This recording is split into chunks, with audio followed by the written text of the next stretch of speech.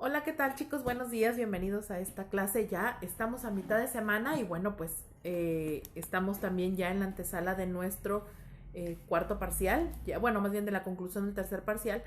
Y bueno, pues a lo largo de estos días hemos estado hablando sobre las relaciones semánticas y en la clase pasada vimos analogías, polisemia y monosemia. Y hoy vamos a ver parónimo, hipónimos, hiperónimos, meronimia y holonimia. Entonces, parece así como muy complicado, pero es mucho más sencillo de lo que ustedes se imaginan y hoy lo vamos a practicar. De hecho, hay varios ejercicios con los cuales ustedes pueden ir trabajando para que sea más fácil, ¿no? Entonces vamos a comenzar con nuestro primer concepto, que son palabras parónimas. Las palabras parónimas son elementos que disponen de una determinada funcionalidad en el marco de una expresión, es decir, la combinación de diferentes palabras que pueden distinguirse por pausas y acentos y que forman las oraciones.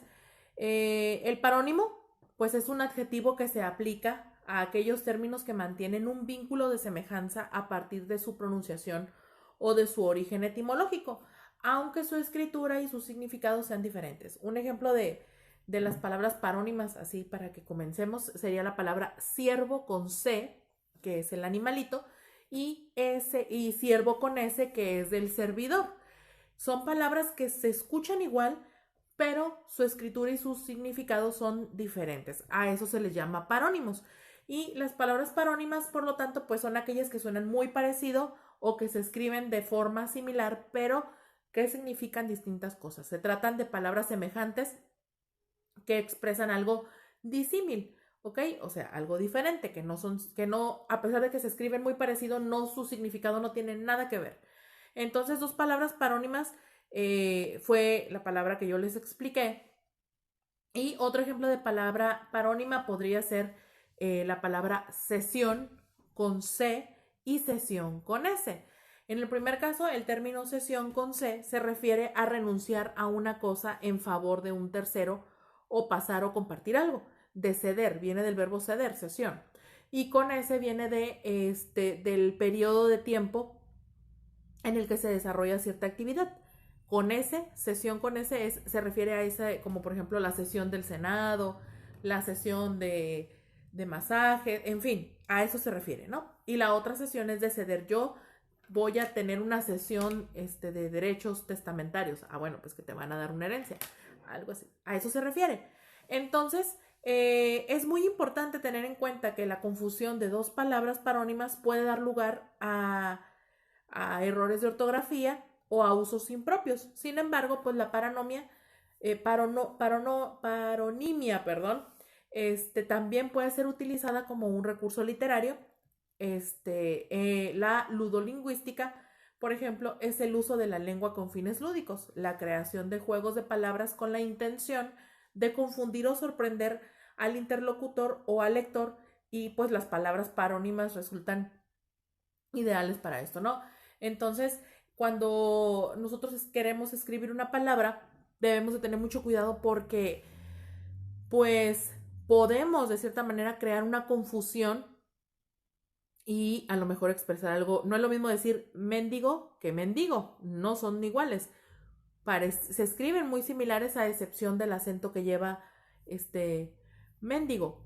En mendigo, pues es una persona ruin, es una persona cruel, y mendigo es de la acción de mendigar. Entonces, son dos cosas muy diferentes, que imagínate que tú le digas a alguien, no, es que esa persona es un mendigo.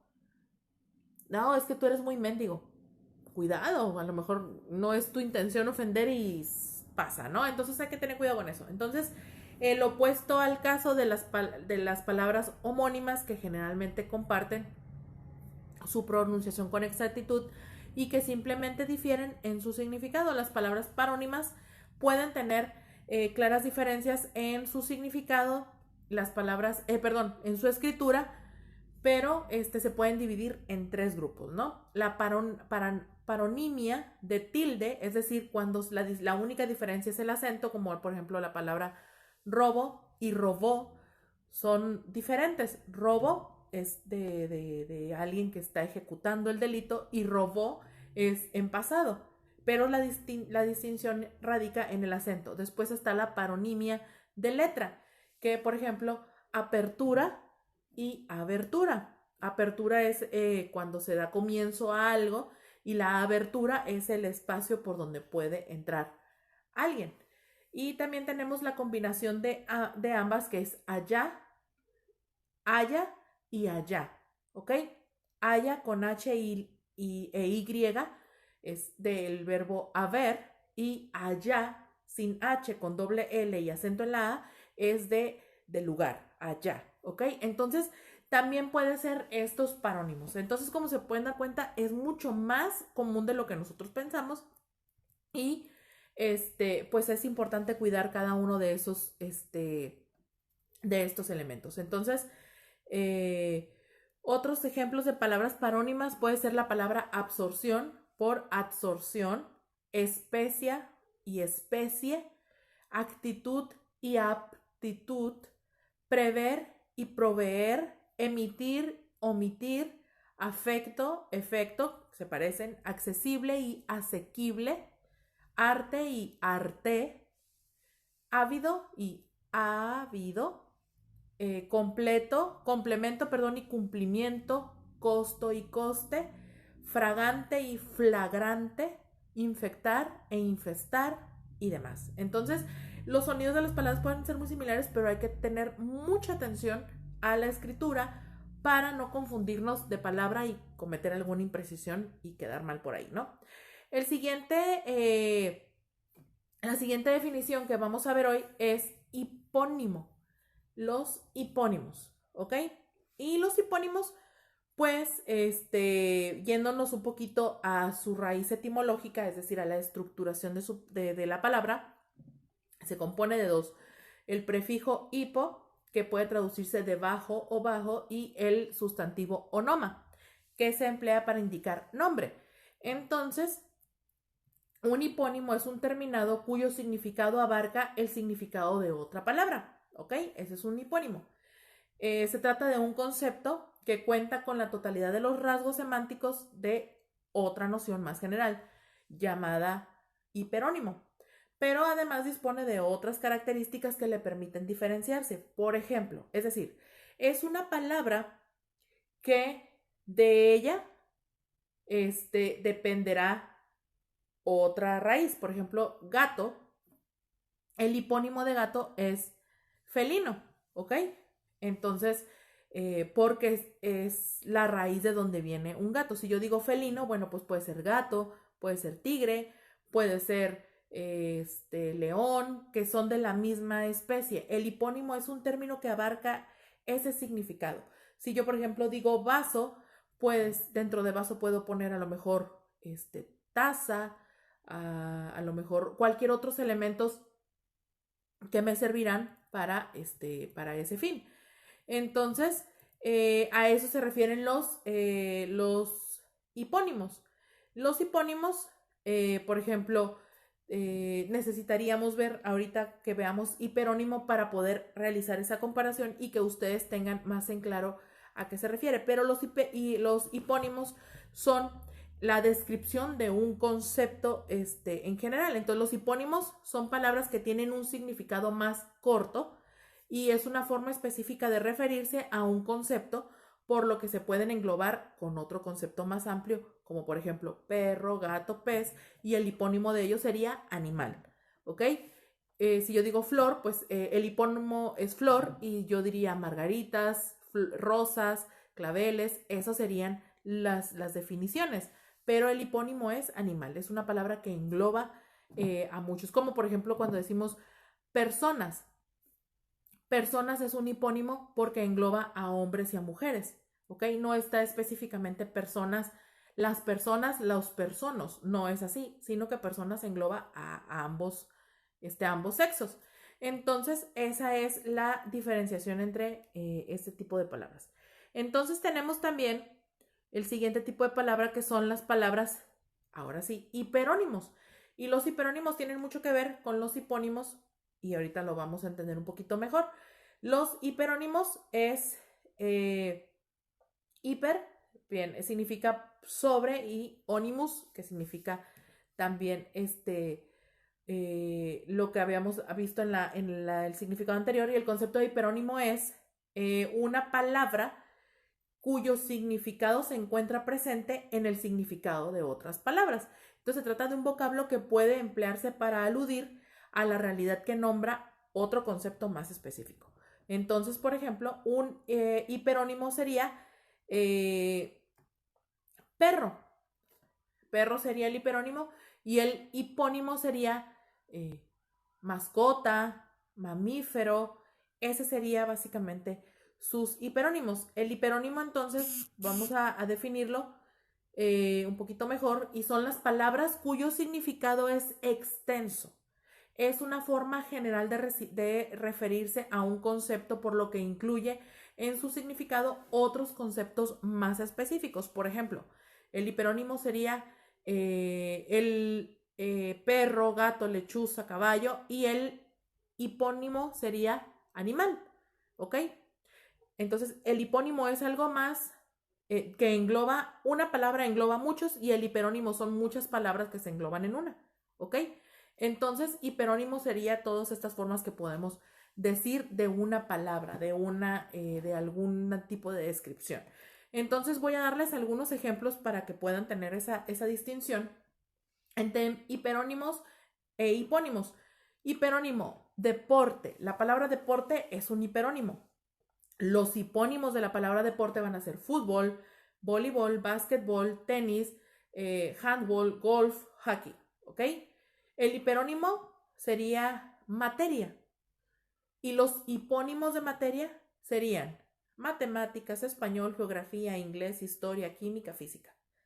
El hiperónimo sería instrumento musical, y los hipónimos guitarra, flauta, armónica, batería, bajo, violín, piano, trompeta, saxofón, etcétera, etcétera. El hiperónimo es verduras, y el hipónimo sería zanahoria, lechuga, papa, tomate, calabaza, selga, elote, etcétera, ¿ok? Entonces ya queda un poco más comprensible. Si yo digo, por ejemplo, país es un hiperónimo, y los hipónimos serían México, Estados Unidos, Alemania, Francia, Rusia, etcétera.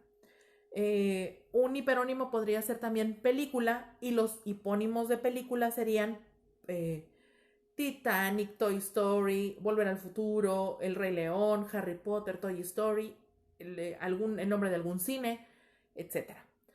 Esas serían básicamente las distinciones entre hiperónimo e hipónimos, ¿ok? Muy bien. Avanzamos entonces con nuestro siguiente término, que se llama holónimo. Y el holónimo también está mezclado con otro que se llama merónimos, y vamos a irlos distinguiendo también para poder establecer sus diferencias.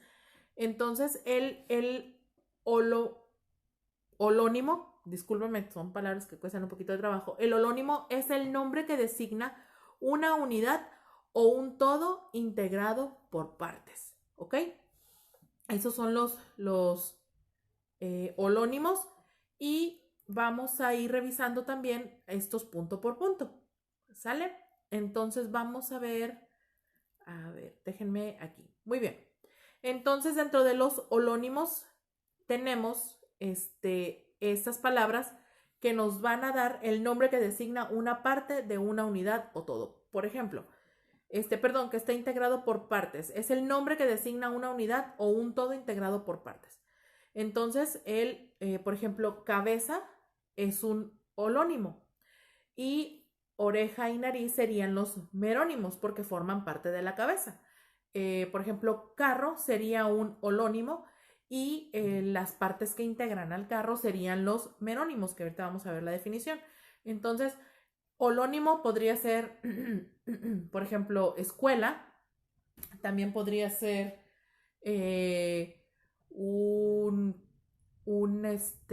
vamos a ver, refrigerador. Otra palabra que englobe otros conceptos, un botiquín, y ese sería el nombre que le damos para designar a una unidad que está integrada por otras partes. Y el merónimo entonces es el nombre que designa una parte de una unidad o un todo. Entonces, el merónimo, por ejemplo, talón es el merónimo de pie, y pie es a la vez de la pierna, ¿ok? Porque corresponden a un mismo conjunto, pero son dos cosas muy diferentes. Entonces, a eso se refieren estos tipos de aspectos. El merónimo, pues también tiene sus características muy particulares, los holónimos y los merónimos, y este tipo eh, de, de palabras, por ejemplo, puede ser como la palabra, los merónimos pueden ser tigre, lince, león y guepardo, y el merónimo, esos serían los merónimos, y el holónimo sería felino. Holónimo felino, merónimos tigre, lince, león, guepardo, que reúnen características similares y entonces pueden ser englobados en el mismo concepto. Por ejemplo, el holónimo puede ser medicamentos y los merónimos serían naproxen, ibuprofeno, paracetamol, butilocina, no sé, todos los medicamentos, los nombres de los medicamentos. Si yo digo, por ejemplo, nombres de mujeres, sería el holónimo, nombres de mujeres, y los merónimos serían Laura, Patricia, Andrea, Josefa, Ruth, etcétera, todos esos nombres. Entonces, a eso se refieren este tipo de palabras que a lo mejor en la práctica no las utilizamos así, no las tenemos esta característica, pero es importante pues conocerlas para saber cómo es que nosotros estructuramos cada una de las palabras. Ahora, cuando vemos las relaciones semánticas, también estamos analizando un poco de cómo se estructuran nuestras palabras y ahora nos estamos dando cuenta de que se estructuran en dos sentidos. De lo general a lo particular o de lo particular a lo general. Esa es la forma en la que se estructuran nuestras palabras y sin duda alguna, vuelvo a repetir, a lo mejor yo no voy por la vida diciendo este es un holónimo o este es un merónimo o este es aquel o este es allá. A lo mejor no, pero sí existe y es bueno conocer ese origen y cómo es que se estructuran nuestras palabras para comprender entonces sus significados y sus usos, ¿ok? Muy bien, chicos, pues entonces me despido de ustedes. Les recuerdo que seguimos en la semana del Buen Fin de la Profe Elisa. Hay que echarle todas las ganas. Trabajos atrasados que pueden tener el valor máximo. Hay que apurarnos para aprovechar ese beneficio y que sus promedios puedan subir un poquito ahí al final de nuestro parcial, ¿ok? Cuídense mucho, dejé algunos ejercicios para que ustedes los resuelvan, tienen tiempo suficiente, hay que hacerlos en tiempo y forma para poder así tener un poquito más claro a qué me refiero con estos temas, ¿ok? Cuídense mucho y nos vemos la próxima clase. Les mando un gran abrazo. Hasta pronto, chicos.